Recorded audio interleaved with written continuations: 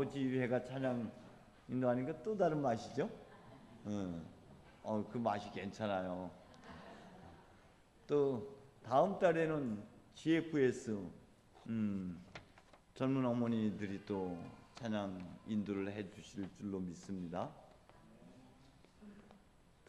또 다른 맛을 우리가 또 경험할 수 있을 것 같아요.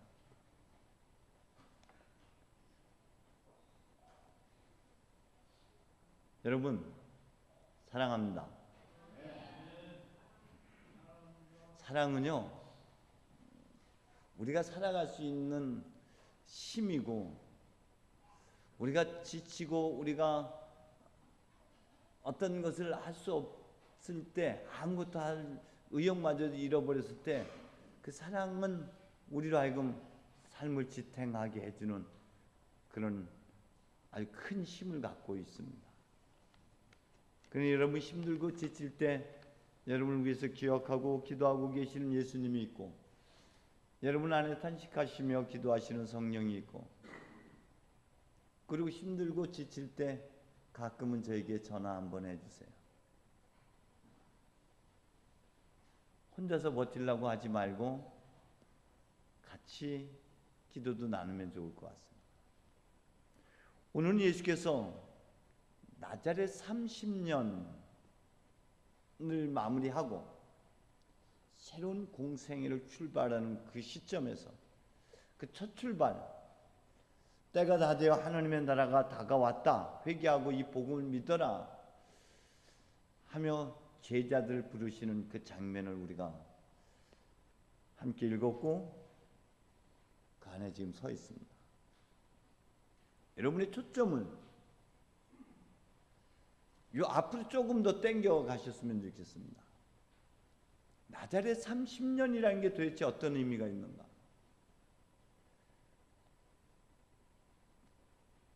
언제나 우리는 어떤 결과에 이르기 위해서는 그 과정이 굉장히 중요합니다. 예수님에게 있어서 이 나자렛 30년이라는 건 어떤 시간이었을까? 그 30년이 있었기 때문에 예수의 공생활이라는 게 있습니다. 그 30년의 종지부가 새로운 전향을 이루게 하는 것이죠. 그 30년을 우리가 다시 한번 주목해 볼 필요가 있습니다. 첫 번째 우리가 주목해야 되는 것은 예수님이 탄생 여정을 잘 지켜보게 되면은 마리아와 요셉이 하느님 앞에 순종적이었다는 것이죠. 율법에 충실했던 사람들이었습니다. 그의 순종으로 말미암아 탄생한 한 아기가 예수였다면, 그 예수는 난지 8째 되는 날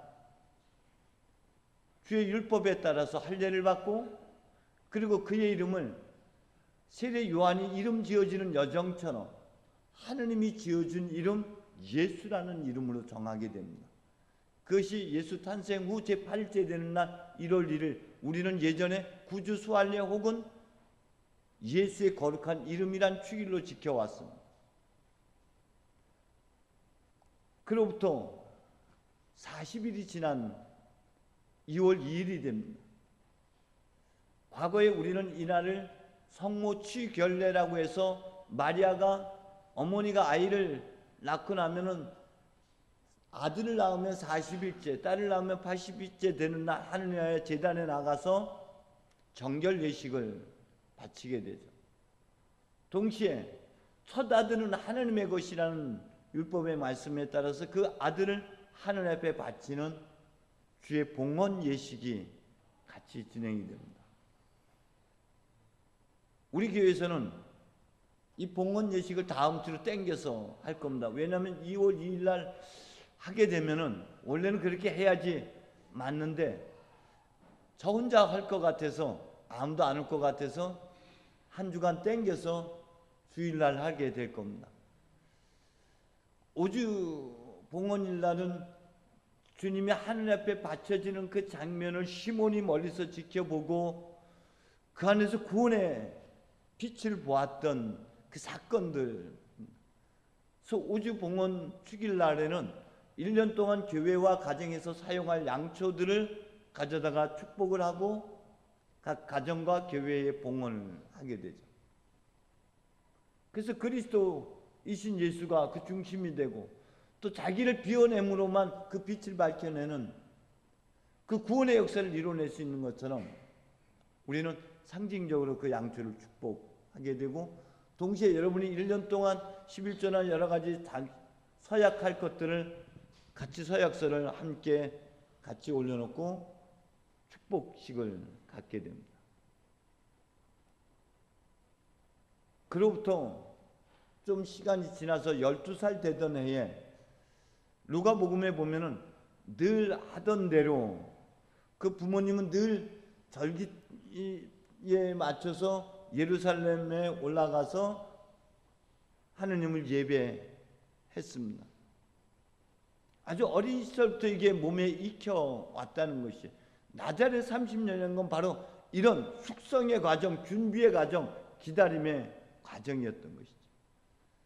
자, 그때 12살 때 그는 성전에서 당대 최고의 학자들, 율법학자들하고 묻기도 하고 듣기도 하고 답하기도 하는, 사람들이 그 모습을 보고 경탄에 맞지 않았다 라고 했습니다.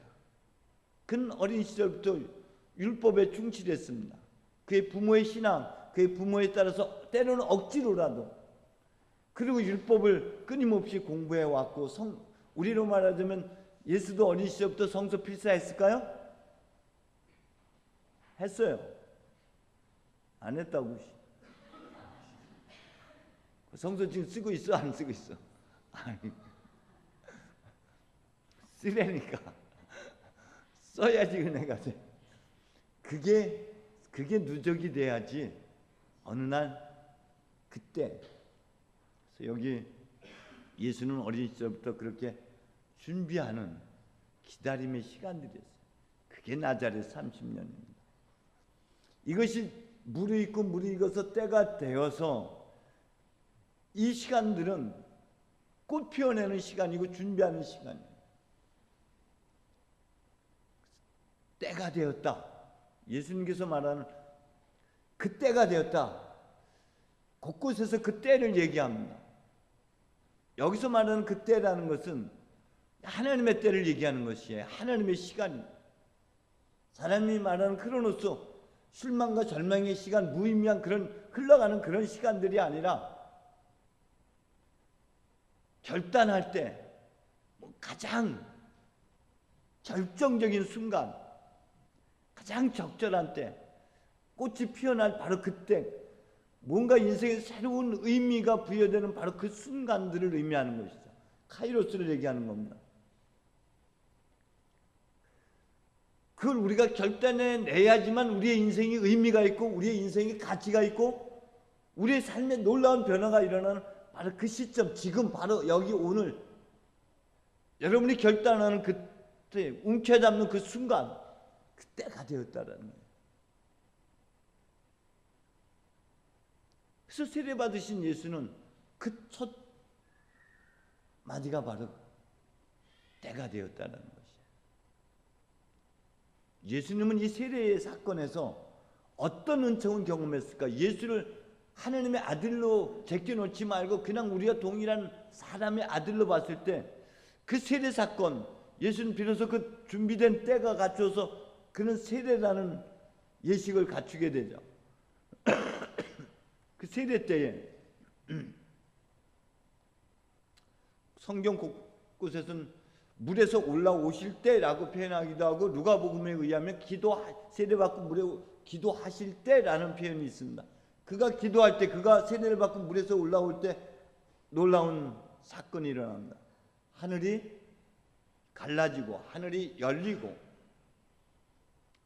하나님의 성령이 비둘기 모양으로 그에게 내려오시는 것을 보았다.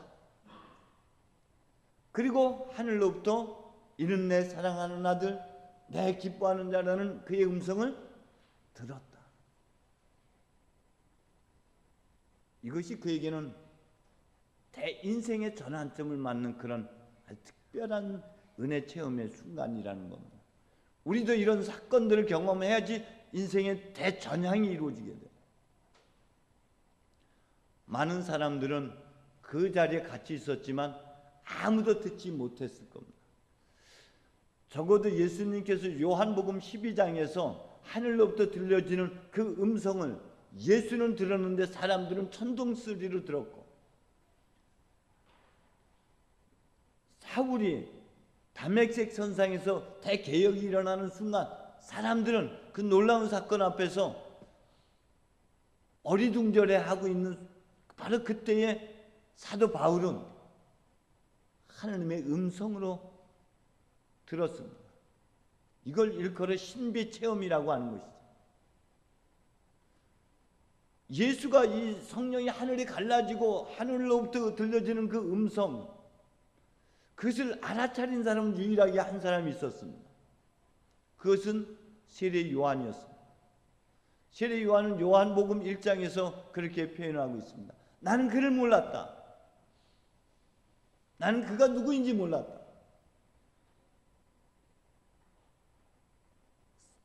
자신의 사촌, 몇촌 이런 것에 대해서 몰랐다는 게 아니라 그의 실제, 그의 숨겨진 진면목, 그 안에 감춰진 하나님의 신비, 그것을 몰랐다.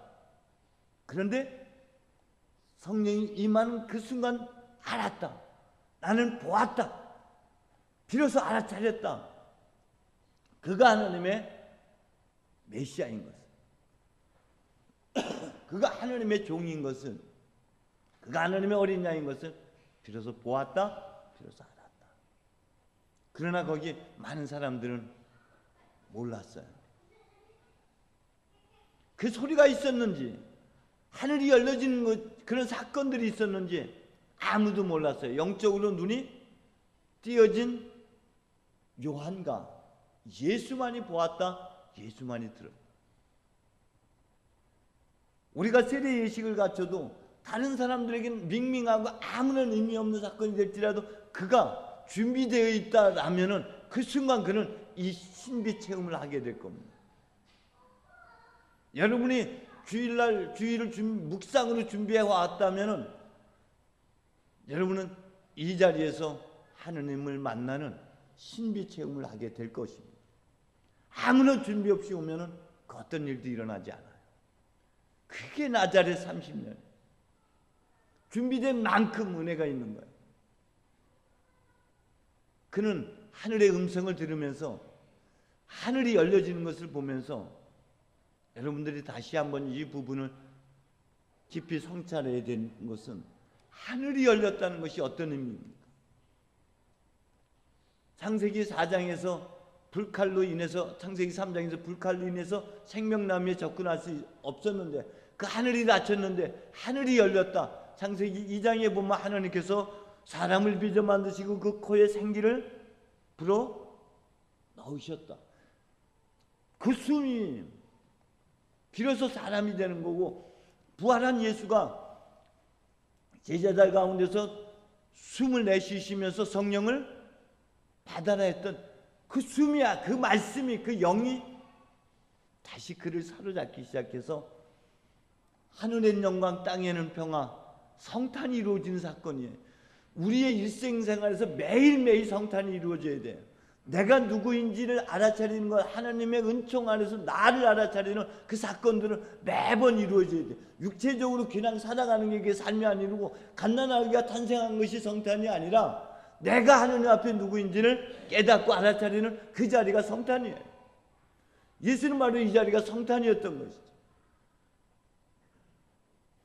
그는 이 성탄하는 순간 초월적 하나님, 멀리 계셨던 하나님, 권위적인 하나님이 내재적 하나님으로 바뀌어집니다. 그리고 아빠, 아버지가. 아무도 이런 기독교, 유대교 역사 이래 아무도 아빠, 아버지란 친밀함으로 다가가지 못했는데 예수의 이 체험은 아빠, 아버지가 받다. 그리고 광야의 시험이 하나님의 나라가 외적이고 육체적인 게 아니라 심리적이고 내면적이고 하나님의 말씀에 순종하는 통치 영역 안에 들어가는 것이면 깨닫게 된 것입니다.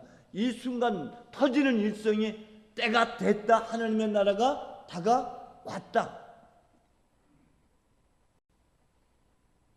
이 소리는 그냥 사람의 소리가 아니었던 것이죠.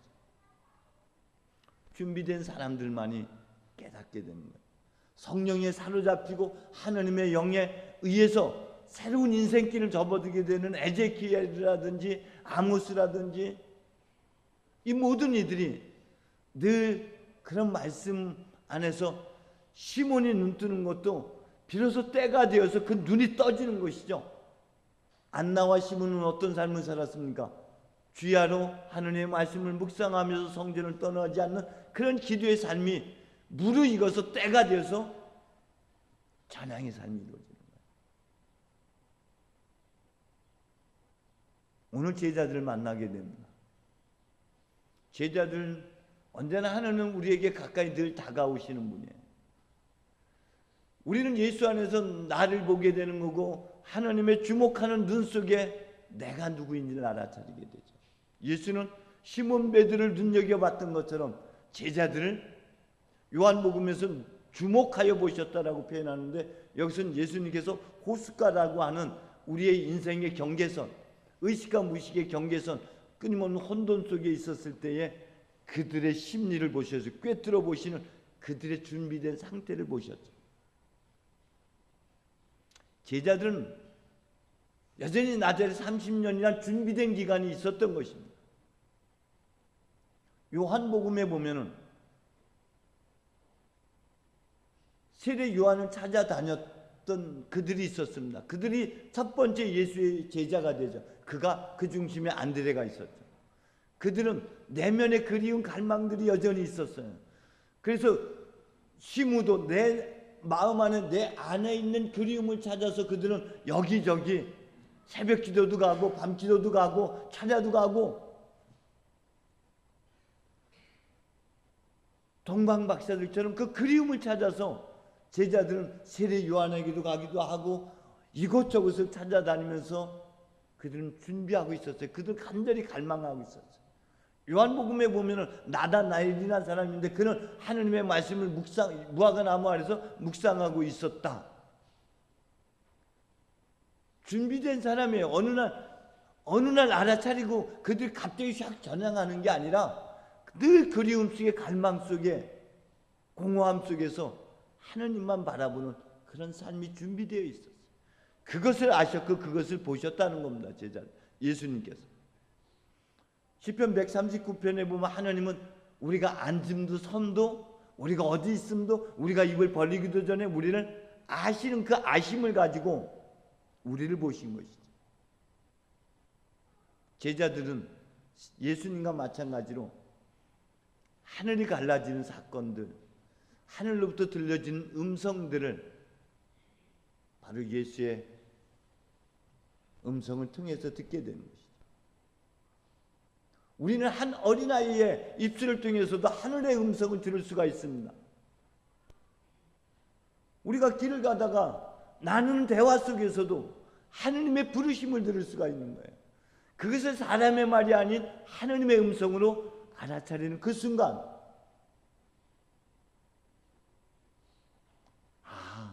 이게 하나님의 부르심이었구나. 그것은 끊임없이 기도하고 성찰할 때만 알아차리는 겁니다. 흘러간 것조차도 결코 흘러간 게 아니라 은혜 안에서 성령이 그것을 기억해주고 재조명하는 순간 이게 하나님의 부르심이었구나. 내가 이 어려움을 겪게 되고 이런 시련과 이런 상황들을 만나게 된 게 하나님의 은총이고 하나님의 부르심이었구나.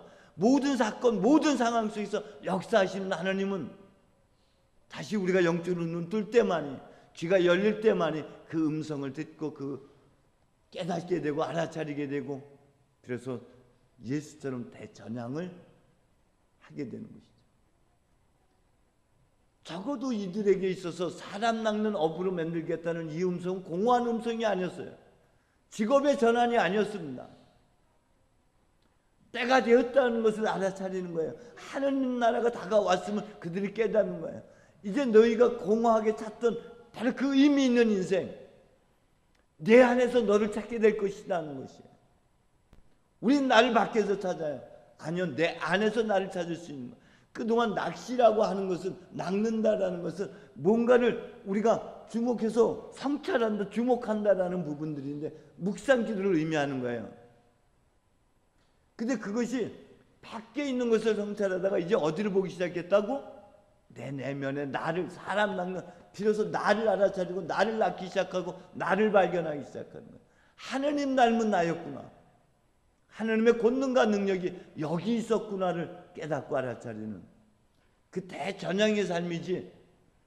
사도 바울이 내가 이 가문, 내가 베냐민 지파에 속해 있고 내가 율법으로 말하자면은 가물리엘 학파에 속해 있고 이런 자랑거리들이 그리스도이신 예수를 만나고 그 안에서 나를 알아차리는 순간 이게 다 분녀같이 아무것도 아닌 것이 되는 거예요.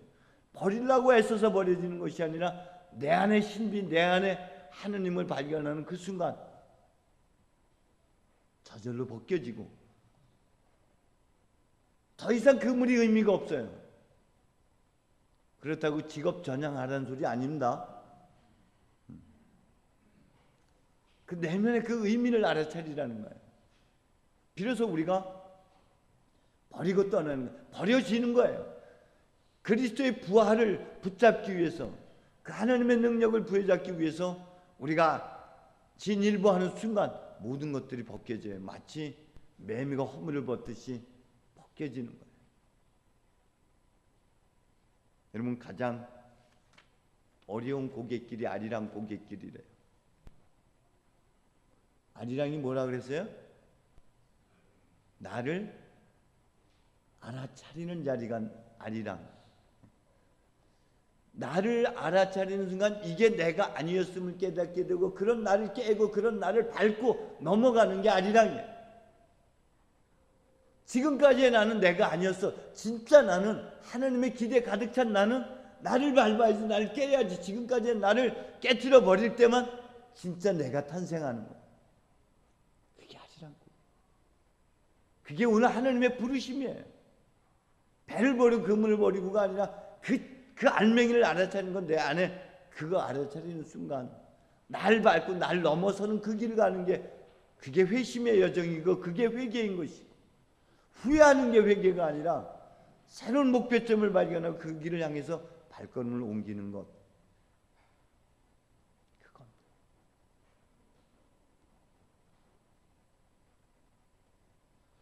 억지로라도 교회 청소하러 나오십시오. 억지로라도 11조 생활, 억지로라도 새벽기도, 억지로라도 어떤 일이든 우러나서 하는 것도 있지만 마지못해서 하는 것이든 그것들이 다 누적된 결과는 신비를 연출해낼 겁니다. 기도합시다.